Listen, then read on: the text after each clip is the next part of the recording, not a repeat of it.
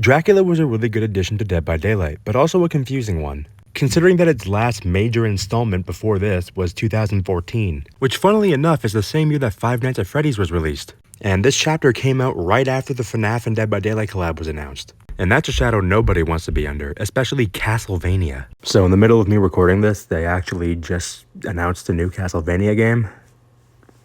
Anyways, and because of that, people seem to forget that this chapter even existed, which is unfortunate because Dracula is an amazing killer. He's incredibly fun to play and really fun to play against. If I told you that the only bad thing about this killer was his perks, would you believe me? I mean, you can't win them all. This is Dead by Daylight we're talking about. They had to fuck up somewhere. But with my opening opinions out of the way, let's get on to his abilities. Dracula's ability allows him to shapeshift into 3 different things. That being himself, the wolf, and the bat. All 3 of these have their own unique ability, which can help you in a range of situations. When he is himself, he can shoot 8 pillars of fire that damages anybody he hits. These fire pillars go in a straight line and can go over windows, pallets, or anything that is about the same height. This ability should be used for anti-looping and trying to get the survivor away from tricky tiles that you really don't want to deal with. If you can make the survivors feel unsafe around pallets and vaults, you're doing a good job. Moving on to the wolf makes scratch marks easier to follow and blood spots more apparent. The wolf's special ability is Pounce, letting you dash 2 times a large distance. If you hit a survivor during any of those 2 dashes, you will do damage to them. When survivors are sprinting, they will leave scent orbs, which give you haste and can reduce your cooldowns if you run into them. They also point in the direction the survivor was going when the scent orb was placed. You'll also mark survivors with Killer Instinct if they do a fast fall.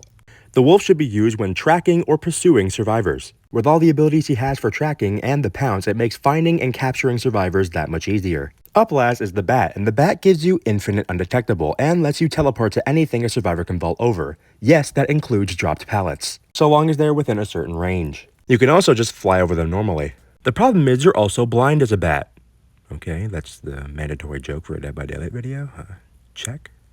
Where were we? Alright, you can only see scratch marks or hear them. This makes the bat strong when it comes to map pressure and traversing. Considering you don't have a terror radius and don't make much noise, it lets you get the drop on survivors way better. Don't worry, you can interact with anything in the game without leaving your form, unless you're picking up survivors, which will immediately make you turn into Dracula. Another thing to note is that your shapeshift cooldowns are separate, which means you can do Dracula combos. As you can see here, I hit the Hellfire, then turn into a wolf so I can continue the combo with a Pounce. I recommend you do this almost as often as possible, because the cooldowns go down on their own even if you're not in the right form. Dracula has an answer for almost everything, and he is very flexible in any playstyle you want to play. But in my opinion, he never feels too powerful, because every single one of his shapeshifts have a drawback. With all that being said though, it's time to get on to his perks. His first perk, Human Greed, allows him to close chests. Additionally, all unopened chests are revealed to you, and any survivor that steps within the range of unopened chests are revealed to you as well for the specified amount of time. There are so many other perks in this game that do what this perk does 1,000 times better.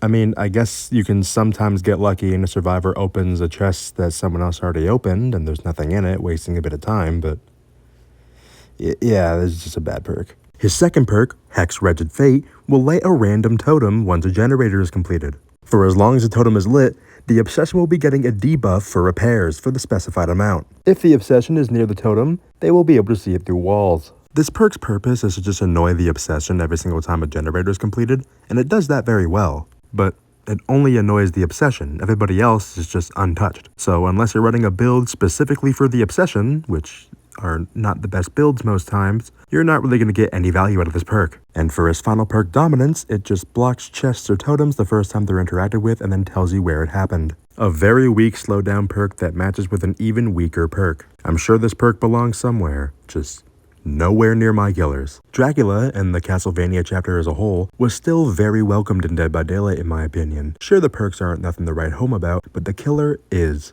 Once you learn how to play and play against Dracula, it's fun for both sides. This has been Borey's Guide to Dead by Daylight.